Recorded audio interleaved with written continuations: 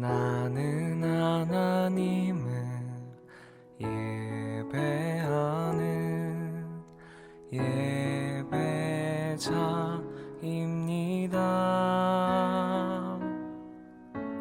내가 서 있는 곳 어디서나 하나님을 예배합니다. 내 영혼 거룩한 은혜를 향하여 내 마음 완전한 9월 5일 주일 예배 하나님께 올려드립니다.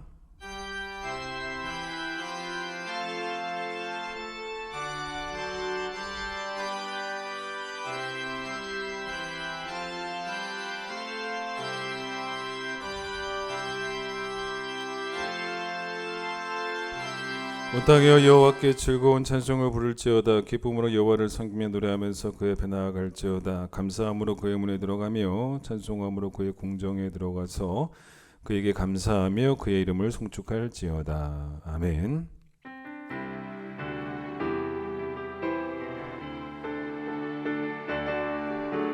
지존하신 주님 이름 앞에 모두 무릎 꿇고 다 경배.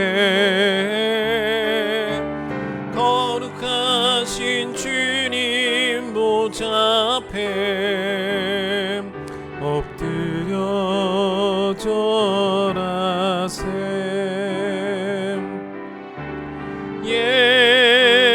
예수는 그리스도, 예수는 주,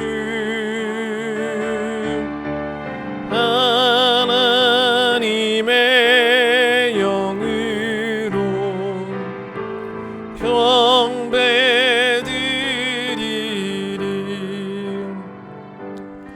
이 시간 우리의 죄악을 고백합니다.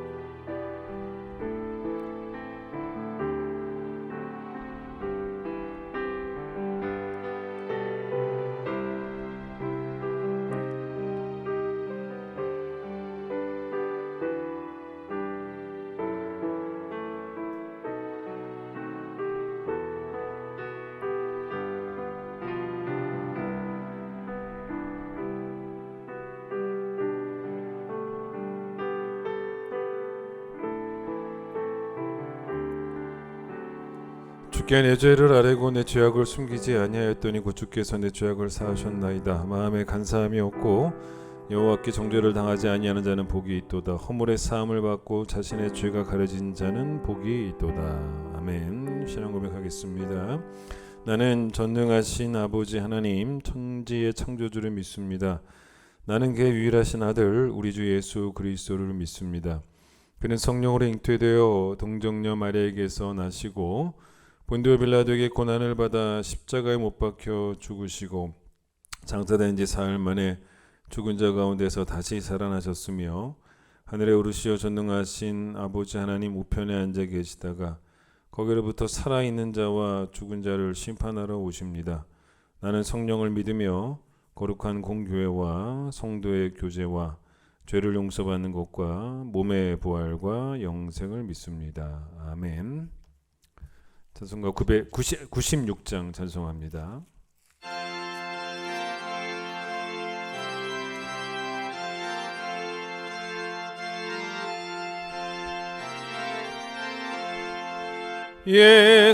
예수님은 누구신가? 우는 자의 위로함, 없는 자의 풍성이며 천한 자의 높임과 잡힌 자의 노임되고 우리 기쁨 예수님은 누구신가? 약한 자의 강함과 눈먼 자의 빛이시며 병든 자의 고침과 죽은 자의 부활되고 우리 생명 되시네. 예수님은 누구신가? 주한 자의 정함과 죽을 자의 생명이며 죄인들의 중보와 멸망자의 구원되고 우리 평화 되시네. 예수님은 누구신가? 온 교회의 머리와 온 세상의 구주시며 모든 왕의 왕이요 심판하실 주님 되고 우리 영광 되시네. 여호수아 5장을 보겠습니다. 여호수아 5장 2절로 12절까지 말씀을 제가 읽도록 하겠습니다. 여호수아 5장 2절로 12절입니다. 그때 여호와께서 여호수아에게 이르시되 너는 부싯돌로 칼을 만들어 이스라엘 자손들에게 다시 할례를 행하라 하시매 여호수아가 부싯돌로 칼을 만들어 할례산에서 이스라엘 자손들에게 할례를 행하니라.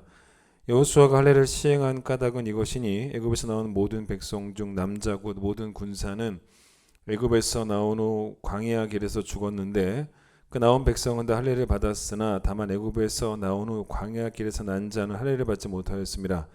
이스라엘 자손들이 여호와의 음성을 청종하지 아니하므로 여호와께서 그들에게 대하여 맹세하사 그들의 조상들에게 맹세하여 우리에게 주리라고 하신 땅 곧 젖과 꿀이 흐르는 땅을 그들이 보지 못하게 하리라 하시매 애굽에서 나온 족속 곧 군사들이 다 멸절하기까지 40년 동안을 광야에서 헤매었더니 그들의 대를 잇게 하시니 자손에게 여호수아가 할례를 행하였으니 길에서는 그들에게 할례를 행하지 못하였으므로 할례 없는 자가 되었음이로라. 또 그 모든 백성에게 할례 행하기를 마침에 백성이 진중각 처소에 머물며 낫기를 기다릴 때 여호와께서 여호수아에게 이르시되 내가 오늘 애굽의 수치를 너에게서 떠나가게 하였다 하셨으므로 그곳 이름을 오늘까지 길갈이라 하느니라. 또 이스라엘 자손들이 길갈에 진쳤고 그달 14일 저녁에는 여리고 평지에서 유월절을 지켰으며 유월절 이튿날에 그 땅의 수산물을 먹되 그날에 무교병과 볶은 곡식을 먹었더라. 또 그 땅의 수산물을 먹은 다음 그날에 만나가 그쳤으니 이스라엘 사람들이 다시는 만나를 얻지 못하였고 그 해에 가나안 땅의 소출을 먹었더라. 오늘은 이수민 고사님 기도십니다. 기도드리겠습니다. 사랑의 하나님, 은혜를 감사드립니다. 어려운 상황 가운데서도 주님 축복하셔서 지난 한 주간도 말씀으로 저희를 지켜주시고 거룩한 주일 하나님 앞에 예배드리게 하여 주심에 감사를 드립니다.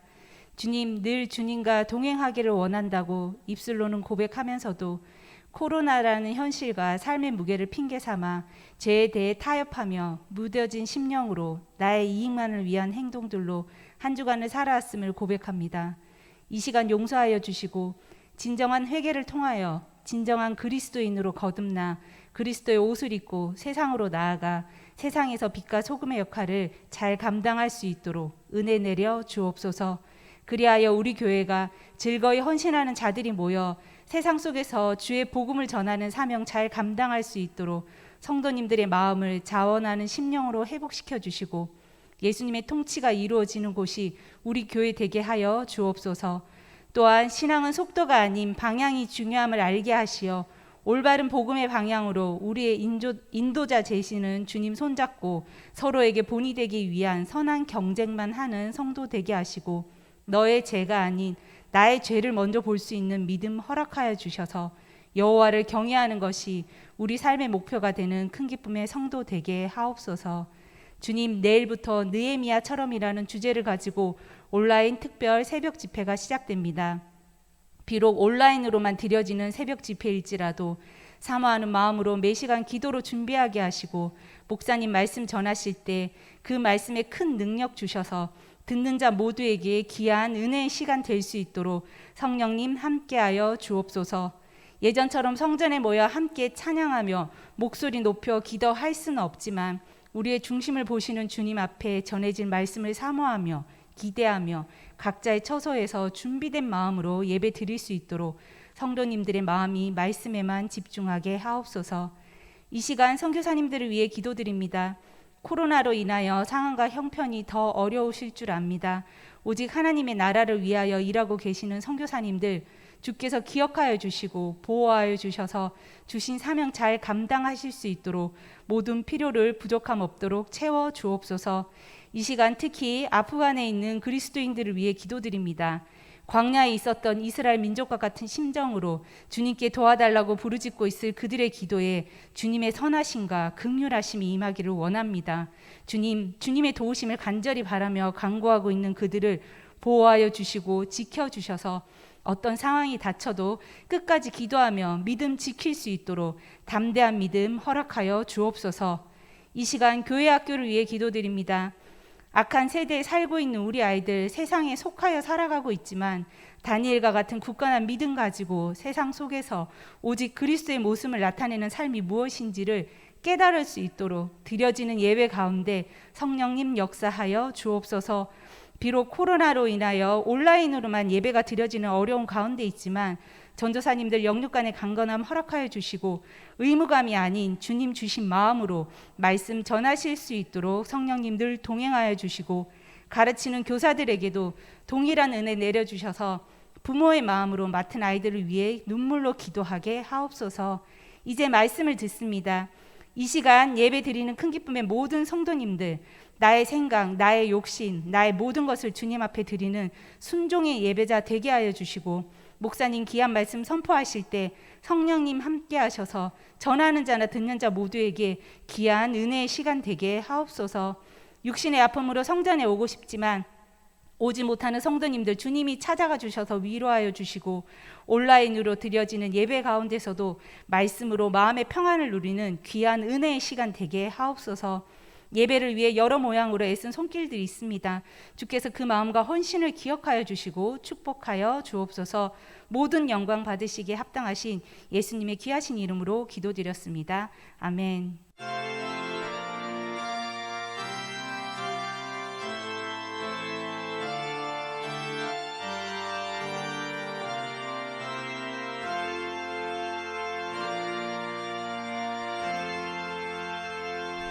응원하겠습니다.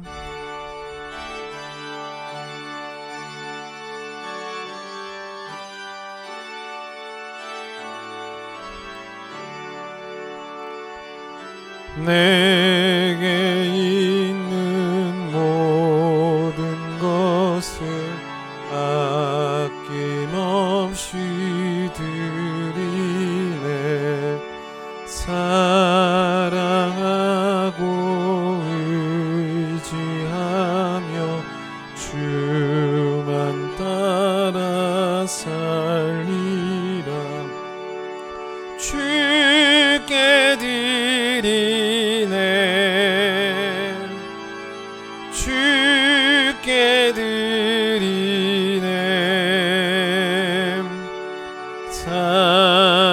사랑하는 그 주 앞에 모두 드리네.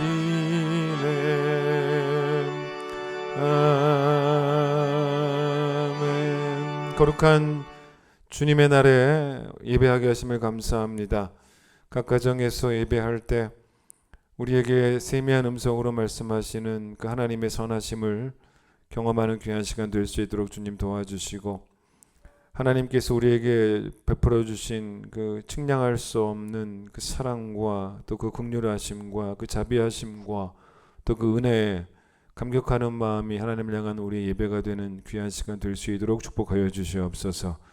또 하나님을 향한 우리의 기쁨도 하나님 이것이 예배임을 기억하게 하여 주셔서 우리 안에 있는 미움들을 관용으로 바꾸고 염려를 기도로 바꾸며 악한 생각들을 선한 생각과 선한 행동으로 바꾸어내고 욕심을 감사함과 자족과 만족으로 바꿔낼 수 있도록 주님 도와주셔서 우리의 기쁨이 하나님을 또한 기쁘시게 해드리는 귀한 예배가 되기를 간절히 소망합니다. 주 앞에 귀한 예물 정성껏 드립니다.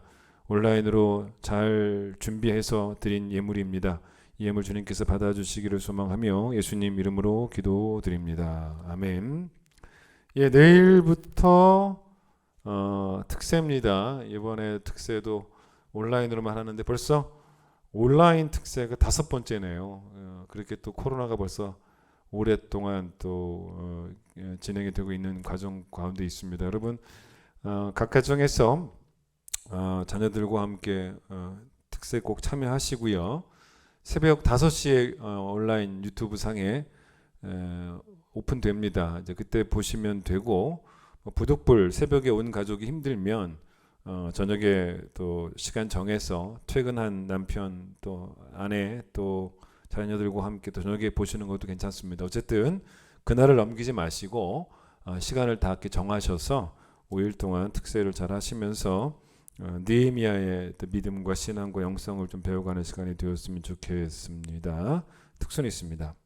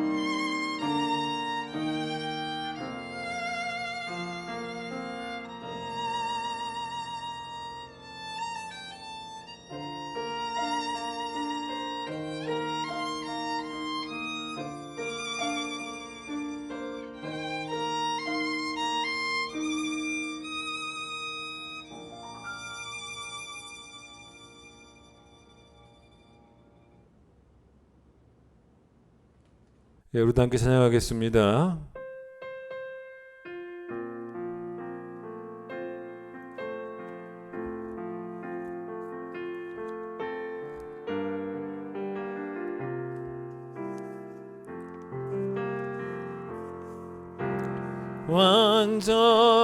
완전하신 나의 주 의의 길로 날 인도하소서.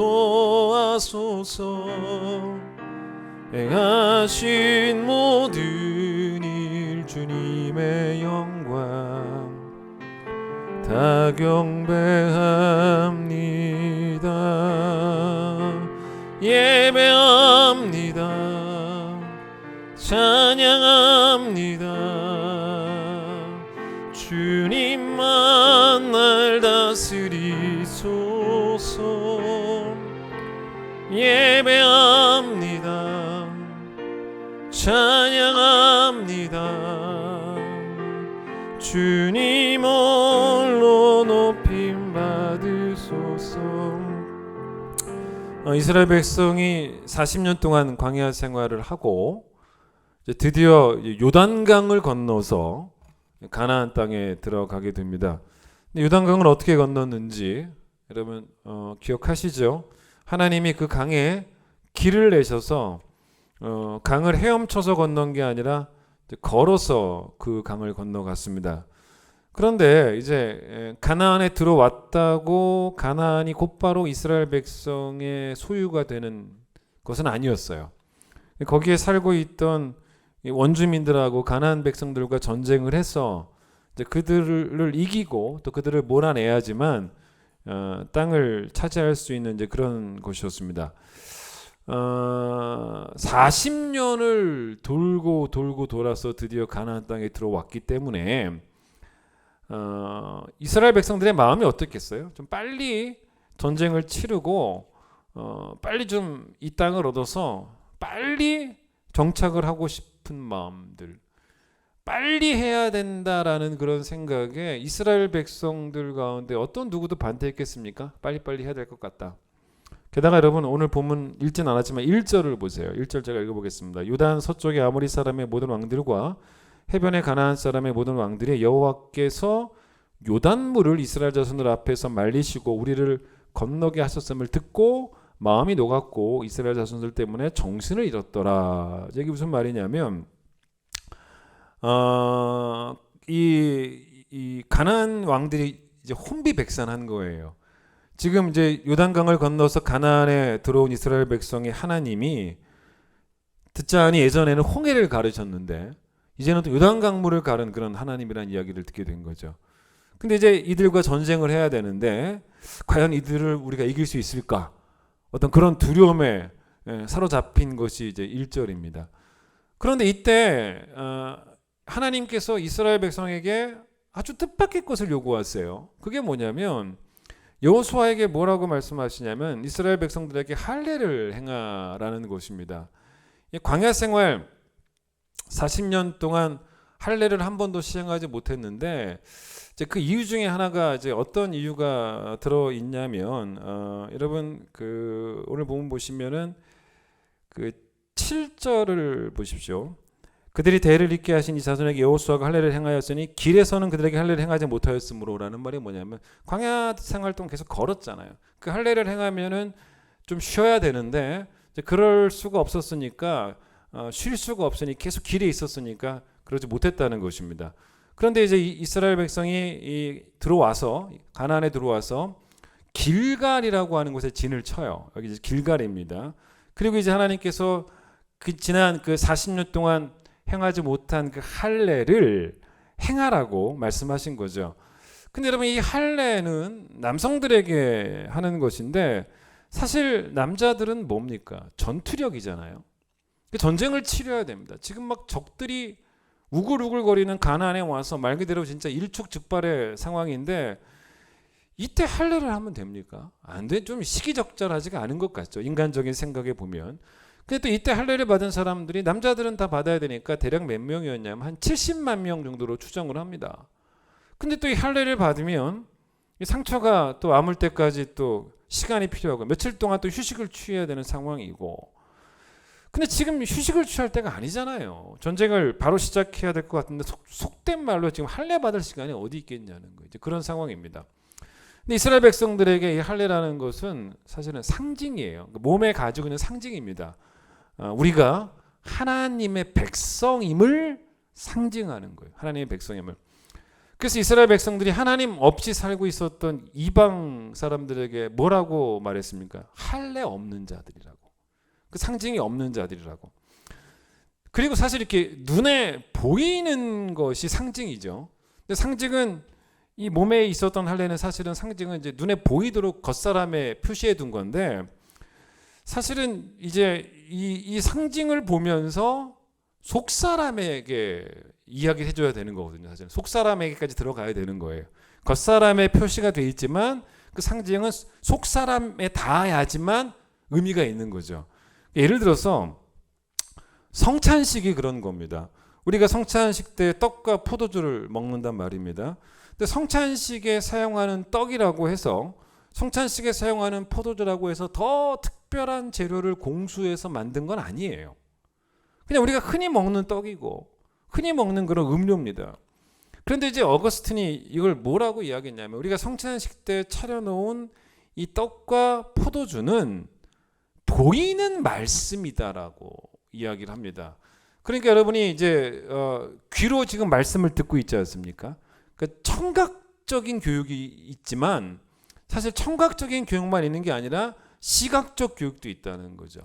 그러니까 이게 보면서 말씀을 이제 알게 되는 거죠. 왜냐하면 그 떡이 뭡니까? 예수님이 우리를 위해서 찢기신 몸이죠. 그 떡이 진짜 예수님의 살인 게 아니라 그 떡은 예수님의 살을 상징하는 것이고, 그 피는 포도주는 예수님이 찢기신 예수님이 흘리신 그 피를 상징하는 것이죠. 그래서 그 눈으로 그걸 보면서 우리는 그 보이는 말씀들이 말씀하고 있는 것을 배우는 거예요.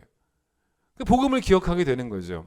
그 마찬가지로 이스라엘 백성에게 이 할례라는 것은 겉의 할례를 가지고 있지만 이미 이 구약 성경에서부터 일찌감치 마음의 할례를 이야기합니다. 그게 언제 처음 나오느냐면, 성경상에서 적어도 언제 제일 처음 나오냐면 신명기 10장 16절. 그럼 꽤 앞부분이에요. 모세오경이니까. 그러니까 신명기 10장 16절에서 이제 모세가 마음의 할례를 행하라. 할례의 내적 의미를 강조하죠. 저 더 뒤로 가서 예레미야를 보면 예레미야 4장 4절에서 예레미야가 뭐라고 말하는지 들어보세요. 유다인과 예루살렘 주민들아, 너희는 스스로 할례를 행하여 너희 마음 가죽을 베고. 그러니까 몸에 있는 가죽이 아니라 마음의 가죽. 그게 이제 마음의 할례인 것이죠. 그래서 다시 들어보세요. 마음 가죽을 베고, 그 다음 들어보세요. 나 여호와께 속하라. 이렇게 하나님 말씀하신 거예요. 그러니까 마음 가죽을 베지 않는 자는 여호와께 속하지 않은 자, 즉 다른 말로 바꾸면 여호와의 백성, 하나님의 백성이 아니라는 거죠. 그러니까 몸의 할례로 하나님의 백성인 것이 아니고 마음의 할례가 있어야지만 하나님의 백성이다라는 그런 이야기입니다. 골로새서 2장 11절에서 바울은 이 마음의 할례를 신약 성경에서는 뭐라 그러냐면 손으로 하지 아니한 할례라고 그렇게까지 표현을 합니다. 즉 여러분, 그 신체의 일부가 조금 바뀌는 것만 가지고 우리가 하나님의 백성이다라고 절대 말할 수 없고, 내 마음에 있는 모든 더러운 것들을 다 잘라내고, 그래서 내 마음의 생각들이 지난 주일 설교처럼 바뀌어지고, 그래서 결국 내 행동이, 삶이 바뀌는 그런 성도가 될 때 우리는 비로소 하나님께 속한 자, 하나님의 자녀라고 불릴 수 있다는 그런 이야기죠. 그래서 바울도 로마서 2장 28절과 29절에서 표면적 유대인 되지 말고 이면적 유대인이 되라. 쉬운 성경 제가 읽어드릴게요.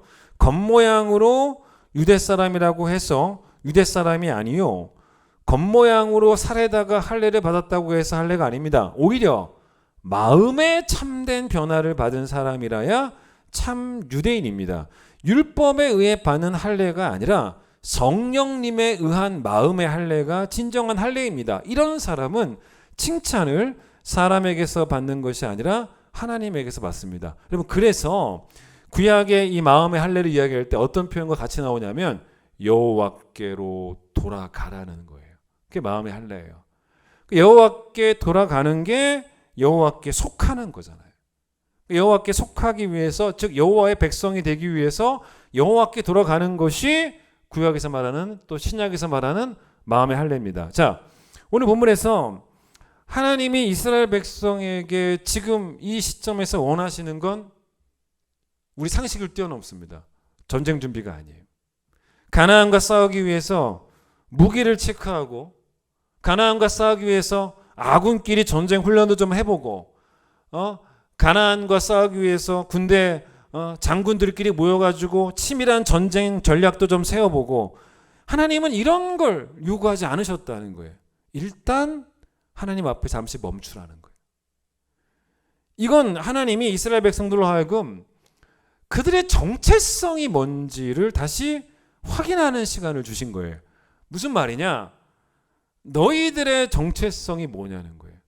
전쟁에서 이겨야 하는 군인이라는 정체성보다 마음의 할례가 있는 정결한 하나님의 백성이라고 하는 그 정체성이 훨씬 더 급하고 우선되고 중요한 정체성이라는 거죠. 당장이라도 가나안에 들어가서 여리고 성을 무너뜨리는 게 중요한 게 아니라 하나님과 나 사이에 무너진 관계의 성을 다시 세우는 것. 지금 여리고 성 무너뜨릴 때가 아니라는 거예요. 그게 더 중요하다는 것입니다. 하나님과 나와의 관계의 성을 다시 세우는 것. 전투력을 업그레이드하는 것보다 훨씬 더 급한 것은 뭐냐면 하나님과의 관계를 회복하는 것. 실력을 키우고 기술을 키우고 이거보다 훨씬 중요한 것이 영성이라는 것. 영성이라는 것. 그래서 가나안을 정복하기 위해서 가나안 사람들에게로 달려가는 게 중요한 것이 아니라 먼저 하나님께로 달려오라는 거예요. 하나님께로 돌아오라는 거예요. 방향이 가나안 사람이 아니고 하나님이라는 거예요. 방향을 잘 먼저 잡으라는 거예요. 그래서 하나님은 이 전쟁을 코앞에 둔 이스라엘 백성들에게 인간적으로 생각하기에는 도저히 납득할 수 없는 어려운 명령, 전쟁 준비로 무척 분주해야 될 이 사람들에게 오히려 잠시 쉬도록 하시면서 하나님의 명령은, 잘 들어보세요, 빨리 가는 것에 목표를 두지 말라는 거예요. 빨리 가는 것에 목표를 두지 말고 하나님 앞에 바로 서는 것, 여기에 목표를 두라는 거예요. 이게 오늘 본문입니다. 하나님 앞에 바로 섬, 이게 속도보다 훨씬 더 중요하다는 거예요. 자, 오늘 설교는 뭔가 옛날 설교가 떠오르죠. 옛날 설교 2편입니다. 제가 몇 주 전에 어떤 설교했냐면 속도보다 방향이라는 설교를 했습니다. 오늘 설교 제목은 2탄입니다. 속도보다는 관계라는 거예요. 이게 훨씬 더 중요하다는 것입니다. 여러분의 그 분주함을 한번 체크해 보세요. 우리가 하나님과의 관계가 깨진 채로도 충분히 분주하더라는 거죠. 여러분, 교회에 그런 사람들 많아요. 분주한데 하나님과의 관계가 깨져도 분주하더라는 겁니다. 그게 어디 나오는 이야기냐? 바로 누가복음 10장에서의 마르다 이야기. 마리아와 마르다가 비교되지 않습니까? 예수님이 이들의 집에 초대를 받아 들어가셨을 때 누가복음 10장 40절에 뭐라고 말하냐? 마르다는 준비하는 일이 많아서 마음이 분주했다. 아주 분주했던 사람, 그러니까 분주했다는 표현이 나와요. 근데 예수님이 그 분주함을 좋게 보시지 않더라는 겁니다. 그 분주함을 칭찬해 주시지 않아요. 반대로 마르다는 분주했지만 마리아는 분주하기는 분주했는데 뭐 때문에 분주했냐면 예수님 앞에서 말씀을 듣는 일에 분주했습니다. 거기에 집중합니다. 여러분, 마르다가 예수님을 위해서 진짜 막 상다리 부러지게 진수성찬을 준비할 수도 있어요. 그러나 예수님이 원하시는 것은 마르다, 네가 날 위해 이 식탁을 준비하지 말고 내가 널 위해 준비한 말씀의 밥상 앞으로 먼저 오라는 거예요. 그걸 먼저 네가 받아 먹으라는 것입니다.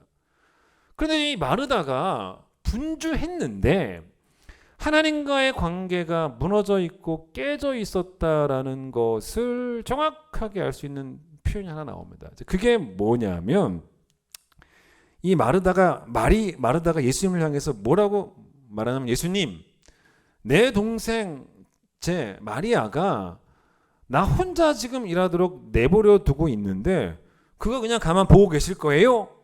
라고 예수님에게 불평을 이야기합니다. 여러분, 하나님과의 관계가 바로 선 사람이라면 이렇게 남이 꼴보기 싫을 수는 없어요. 여러분, 진짜 이 교회에서 누가 정말로 꼴보기 싫으면 여러분과 하나님과의 관계가 무너진 거예요. 그러니까 여러분 생각해 보세요. 교회에서 막 내가 분주하게 막 주의 일을 한다고 하는 그런 사람들이 교회도 많이 있지 않습니까? 근데 여러분, 그 일을 하면서 온통 그냥 불만 가득하고 일은 하는데 입만 열면 그냥 투덜투덜거리고. 여러분, 이런 사람들은요, 남 탓할 상황이 아니에요. 내가 하나님 앞에서 바로 서지 않았으니까 자꾸 그런 행태가 나오는 거예요. 그렇게 되면 이 마르다처럼 여러분 계속 이 교회에서 뭐만 보이냐면 꼴사 나온 마리아들밖에 안 보이는 거예요. 마르다가 하나님 앞에서 먼저 바로 섰다면 분주하게 일한 자기를 자랑도 안 합니다. 그런데 여러분, 마르다가 지금 상태가 어떠냐면 자기는 대단하고 마리아는 형편없고, 여러분 이게 바로 이 마르다가 하나님과의 관계가 완전히 무너졌다라는 것을 보여주는 거예요. 하나님과의 관계가 잘 돼 있으면요, 내가 수고하는 것을 자랑하지도 않고 그렇게 또 마리아를 비난하지도 않아요. 여러분, 건물을 지을 때 사실은 기초가 부실하면 그 위로 아무리 근사한 건물을 쌓아 올려도 언젠가는 결국 무너질 수밖에 없습니다. 사실 이 하나님과의 관계 얘기를 제가 왜 하냐면, 이 하나님과의 관계는 모든 우리의 신앙생활의 기초예요. 기초. 내 신앙생활이 하나님과의 관계는 다 지금 메말라 있는데 참 용케도 뭔가를 지금 하고 있는 신앙생활이라면 그게 뭔지 아세요? 부실공사예요. 부실공사. 그러니까 일에 집중하는 게 우선이 아닙니다. 하나님께 집중하는 게 우선이에요. 성경에 언제 하나님이 우리에게 야 그래 일단 일부터 끝내놓고 봐라. 일부터 끝내라. 빨리 끝내라. 그렇게 말씀하신 거 있으면 갖고 와보세요. 오히려 성경은 그렇게 말하지 않고 이제라도 늦지 않았으니 하나님께 돌아와라. 여러분, 이게 뭡니까? 속도보다는 관계라는 거예요. 하나님이 강조하시는 거예요. 하나님이 천지를 창조하셨을 때 해를 창조하셨고 달을 창조하셨고 숲의 새도 또 바다의 물고기도 창조하셨습니다. 근데 사람도 창조하셨는데, 근데 모든 창조물 가운데 유일하게 하나님의 형상으로 창조하신 것은 피조물은 사람밖에 없어요. 여러분, 이제 그렇게 다 창조하시고 난 다음에 하나님이 창조하신 걸 모든 걸 봤을 때 보시기에 좋았다가 아니고 보시기에 심히 좋았다. 사람까지 다 창조하시고 난 다음에 이제 마지막으로는 보시기에 심히 좋았다라고 말씀하십니다. 여러분, 자 보세요. 이게 무슨 의미를 갖고 있냐면, 하나님이 사람을 창조하실 때만 유일하게 하나님의 형상으로 창조하셨다는 것은 뭐냐면, 하나님과 관계를 맺을 수 있는 것은 사람밖에 없다는 거예요.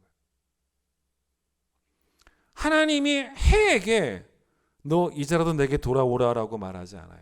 왜냐하면 해는 하나님과 관계를 못 맺으니까.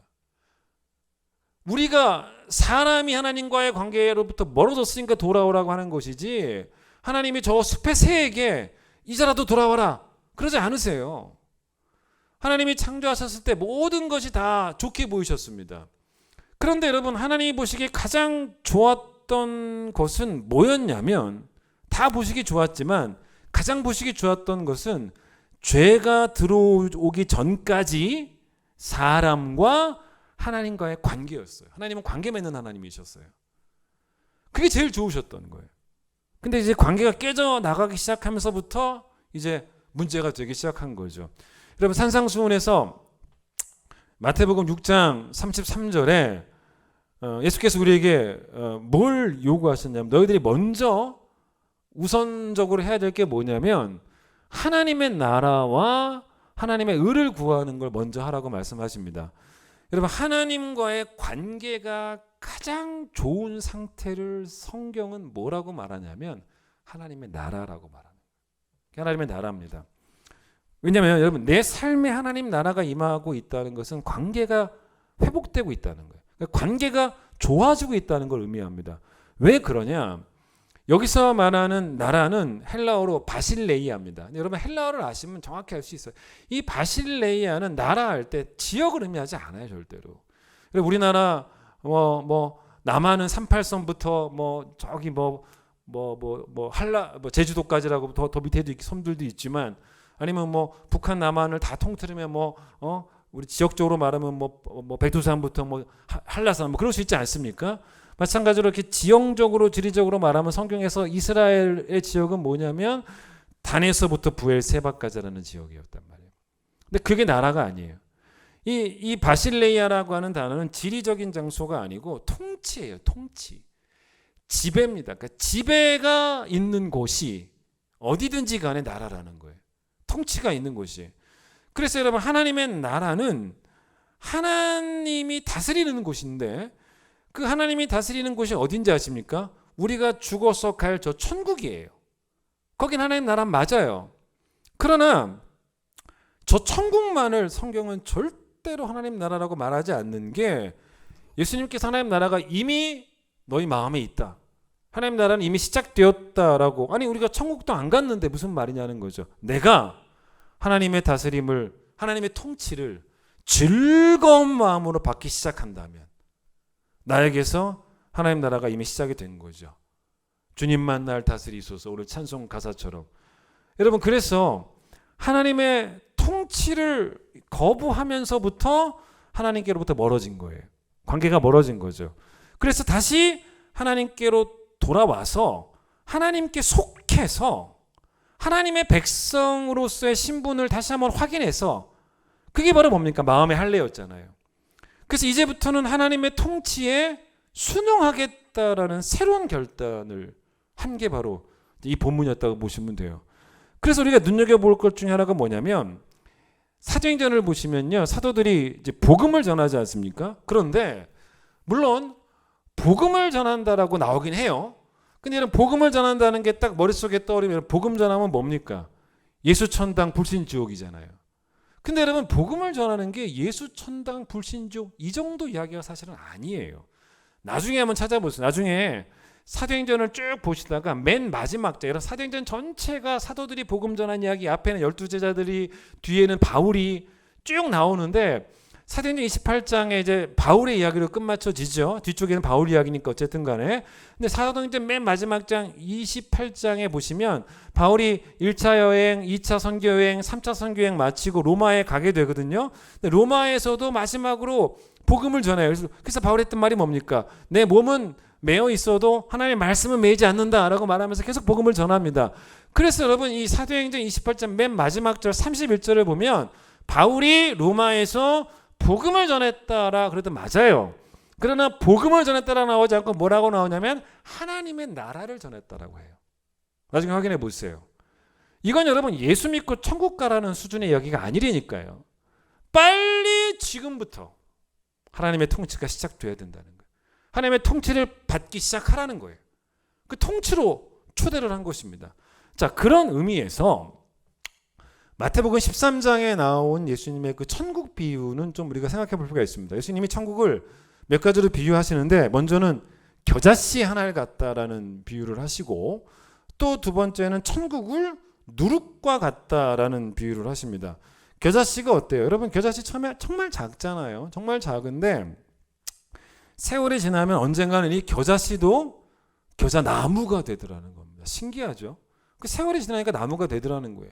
그리고 나무가 된 다음에 공중의 새들이 그 나무에 막 깃드는 그런 아름다운 광경들이 생긴다는 것입니다.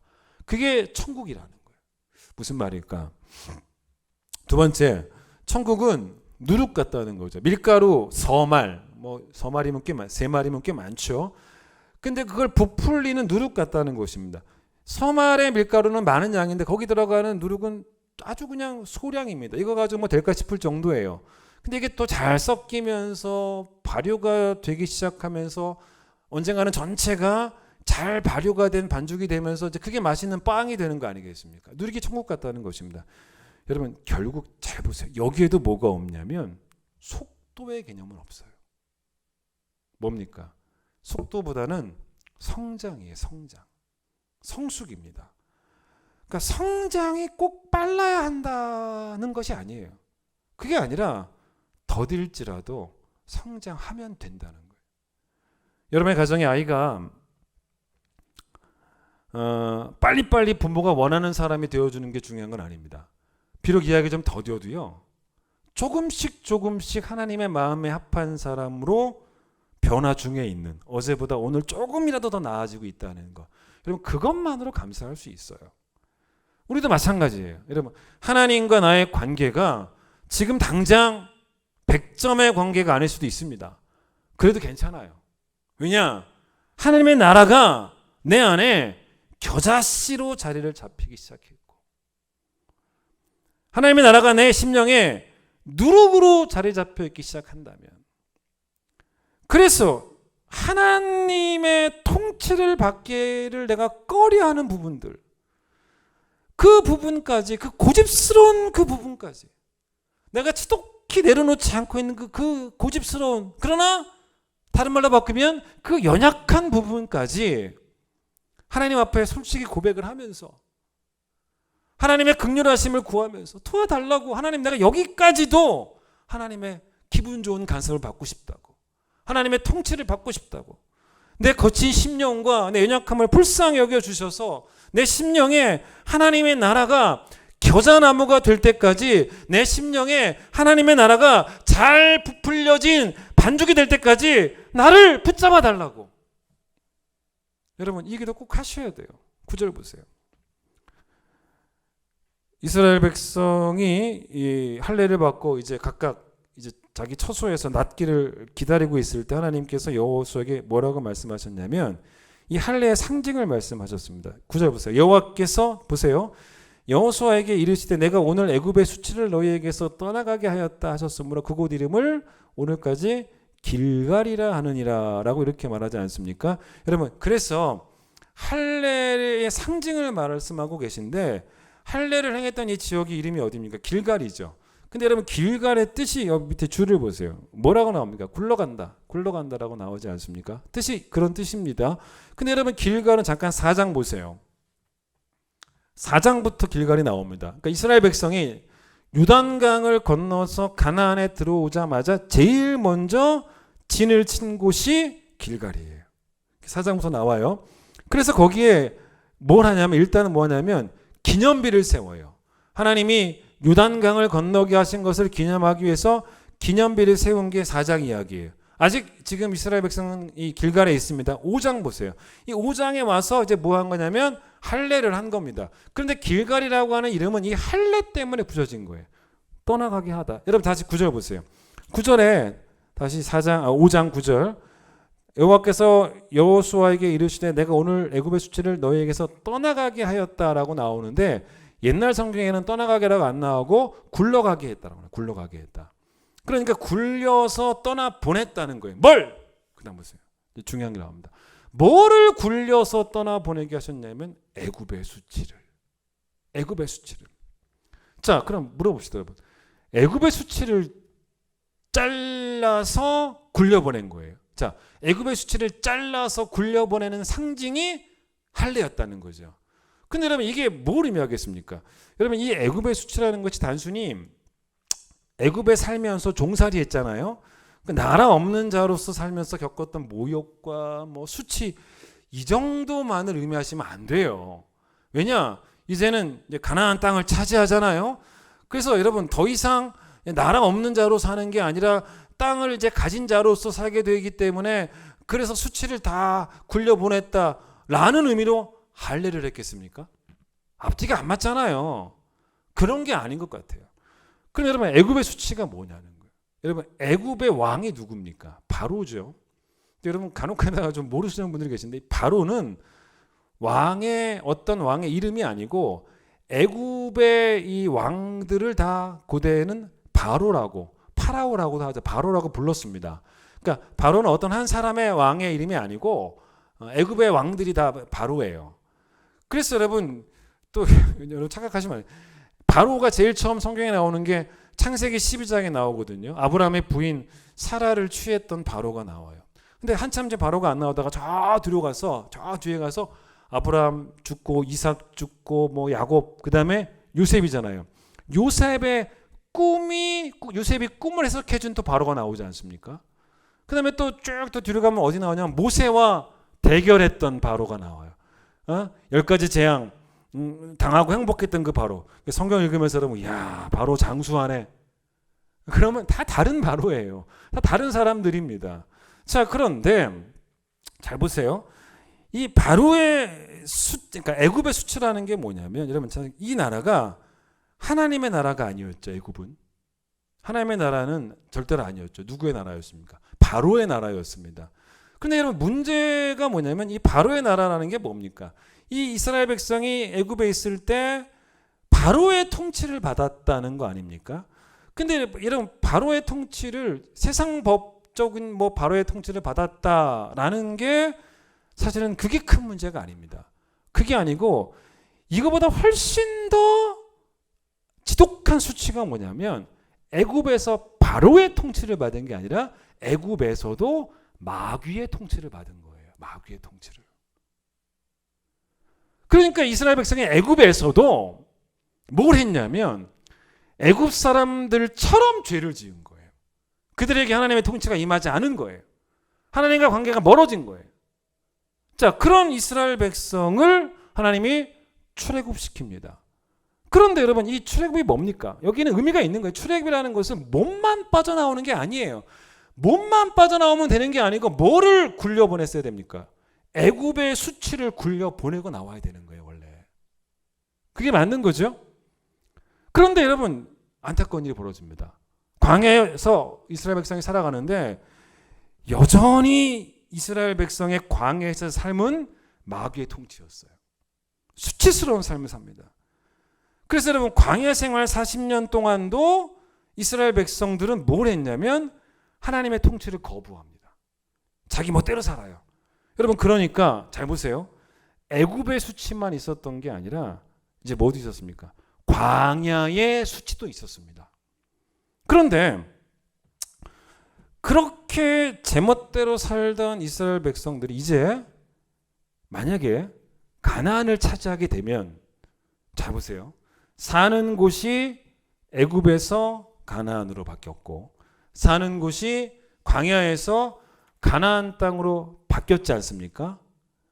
그런데 이게 문제가 뭐냐면 사는 곳이 바뀌었는데 문제는 그 수치가 계속 이어질 수도 있다는 거예요.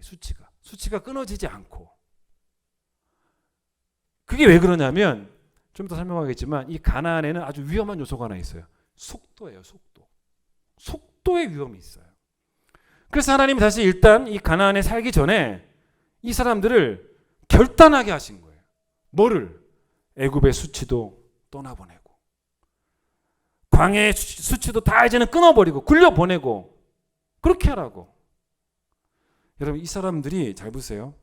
가나안 땅을 차지했을 때 하나님과의 관계가 준비되지 않은 상태로 가나안 땅을 차지하게 되면 어떻게 되는지 아십니까?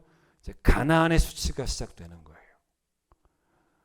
여러분 하나님의 통치가 장소에 영향을 받지 않는 것처럼 마귀의 통치도 장소에 영향을 받지 않습니다. 내가 어디에 살고 있느냐에 따라서 하나님의 통치를 받느냐 아니면 마귀의 통치를 받느냐 그렇게 중요한 게 아니에요.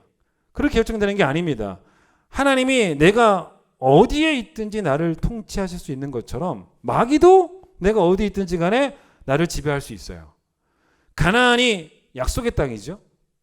그런데 그 약속의 땅이었다고 해서 그 땅이 이스라엘 백성 영적인 안전을 보장해 준다는 건 사실 아니에요. 사실 여러분 자 지금부터 얘기 한번 들어보세요. 환경적으로 따지면 제일 위험한 곳이 어딘지 아세요? 애굽이 아니에요. 광야도 아닙니다. 약속의 땅이었던 가나안 땅이었습니다. 왜냐? 가나안 땅은 얼마든지 속도 경쟁이 가능한 곳이에요. 속도가 붙을 수 있는 땅입니다. 여러분 그게 어디 나오냐? 12절 보세요. 12절까지 같이 봐야 돼요. 길갈이 어떤 장소라고 나오냐면 길갈은 만나가 그친 장소입니다. 이게 의미가 있어요. 무슨 말이냐? 만나는 이스라엘 백성이 출애굽하면서 한 2달째부터 계속 받아 먹었던 40년 동안 만나를 받아 먹었는데 이때까지 받았으니까 안식일을 제외하고 모든 날에 하나님께서 다 주셔가지고 받아 먹은 게 만나였습니다. 이게 왜 중요하냐? 자, 애굽에 있을 때를 기억해 보세요. 애굽에 있을 때는 애굽이 주는 것 그냥 다 받아 먹었어요. 종들이니까 사유재산이 없습니다. 광야는 어때요? 만나는 그래봐야 일용할 양식입니다. 쌓아둬야 봐야 썩었어요. 그렇기 때문에 사유재산이 될 수가 없었어요. 그래서 여러분 이스라엘 백성이 애굽에서 그리고 또 광야에서 절대로 경험할 수 없었던 게 뭐냐면 속도예요. 속도. 애굽에서 이들이 자기들이 뭐 속도를 낸다고 되는 게 없어요. 그렇다고 뭐 탈출할 수 있는 것도 아니고 게다가 여러분 광야는 어떻습니까? 애굽에서 나와서 홍해를 건너서 가나안에 들어가는 거 그렇게 긴 코스 아니에요. 금방 갈 수 있는 코스인데 하나님이 이 코스를 40년이나 돌리세요. 뺑뺑 돌리십니다. 속도를 아예 포기할 수밖에 없는 그런 상황이었습니다. 그런데 이제 가나안에서 뭐예요? 만나가 끊겨요. 왜 그랬을까? 하나님이 땅을 주셨잖아요. 이제 땅을 주셨으니까 이제는 땅에서 직접 농사지어서 먹을 거 구하라는 것입니다. 여러분 이때부터 사람들은 속도에 미쳐갈 수 있는 거예요. 미쳐갈 수 있는 거예요. 왜냐? 사실 광야에서 만나를 주실 때는 나중에 신명기 8장 3절에서 모세가 뭐라고 말하냐면 하나님이 우리에게 만나 주신 이유는 사람이 떡으로만 사는 게 아니고 하나님의 입에서 나오는 말씀으로 살도록 하시기 위해서 만나 주셨다. 결국 하나님과의 관계를 깨우쳐 주시기 위해서. 그런데 여러분 가나안에서 이 사람들이 농사를 짓고 사유재산들이 막 쌓여가는 즐거움에 빠지게 되면요. 하나님의 입에서 나오는 말씀을 먹고 사는 즐거움에 대해서는 관심을 가지지 않을 수 있을 수 있습니다.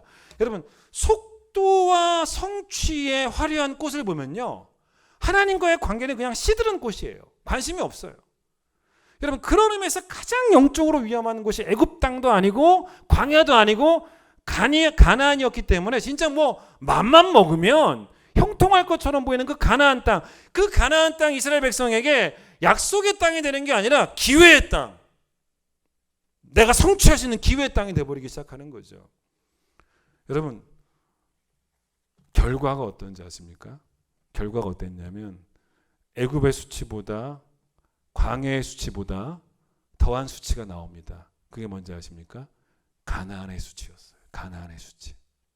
결국 하나님이 이 가나안에 정착한 이스라엘 백성들이 자꾸 하나님과 관계로부터 멀어져서 남유다 북이스라엘로 나라가 갈리고 계속 그 관계가 멀어지는 걸 보시면서 결국은 하나님께서 바벨론을 아수르를 사용하셔서 그들을 벌하십니다. 여러분 남 이야기가 아니라는 거예요. 우리도 그럴 수 있어요.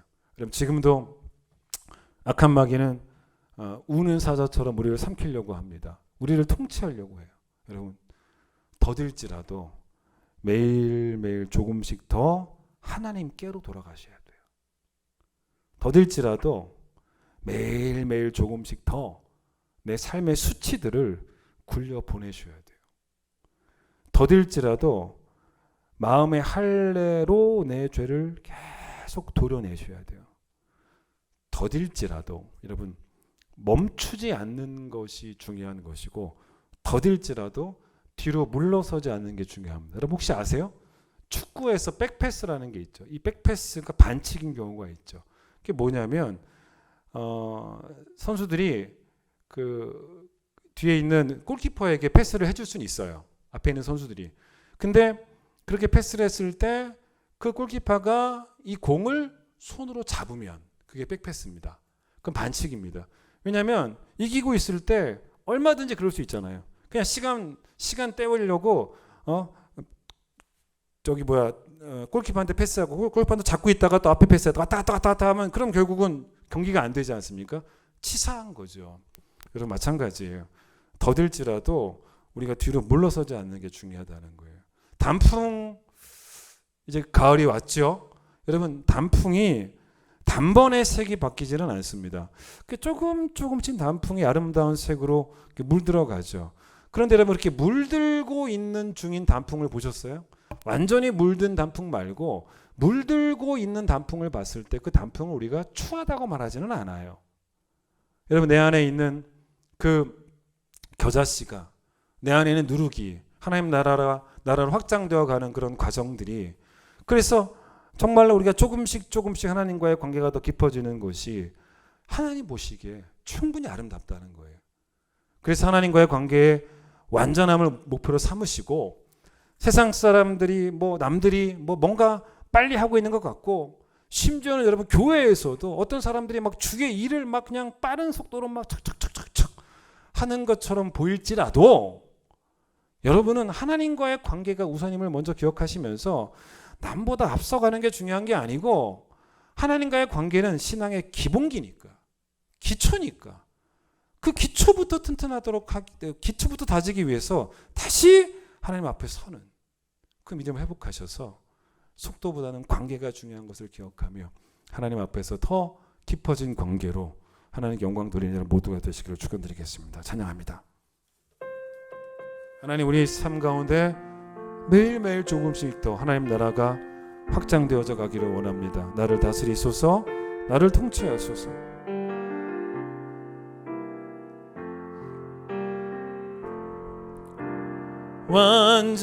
완전하신 나의 주, 의의 길로 날 인도하소서.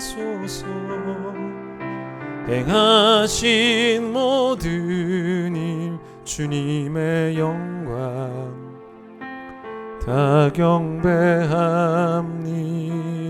완전하신 나의 하나님, 완전하신 나의 주, 의의 길로 날 인도하소서. 행하신 모든 일 주님의 영광 다 경배합니다. 예배합니다. 찬양합니다. 하나님 나라가 내게 임하기를, 주님만 날 다스리소서. 예배합니다. 찬양합니다. 주님 홀로 높임 받으소서. 주님 홀로 높임. 다시 찬양합니다. 하나님, 우리의 수치를 굴려보냅니다. 완전하신 나의 하나님, 완전하신 나의 주, 의의 길로 날 인도하소서. 하신 모든 일 주님의 영광 다 경배합니다.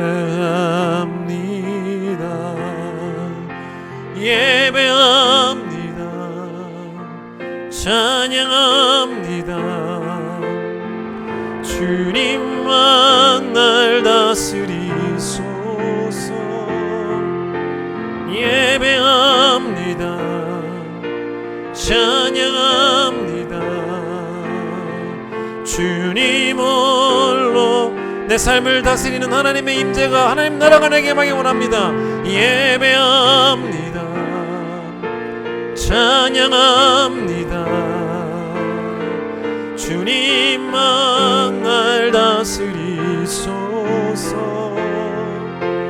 예배합니다. 찬양합니다. 주님 홀로 높임바. 나는 하나님을 예배하는 평생의 예배자가 되기 원합니다. 하나님을 향하여 서기 원합니다. 나는 하나님을 예배하는 예배자입니다. 내가 서 있는 곳 어디서 하나님을 향하여서 하나님을 예배합니다.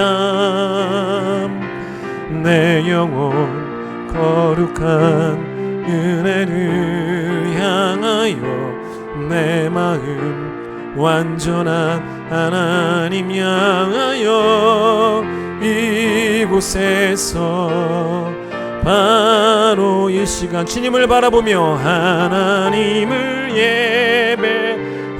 다시 한번 고백합니다. 평생의 예배자가 되겠습니다. 나는 하나님을 예배하는 예배자입니다. 내가 서 있는 곳 어디서나 하나님을 예배합니다.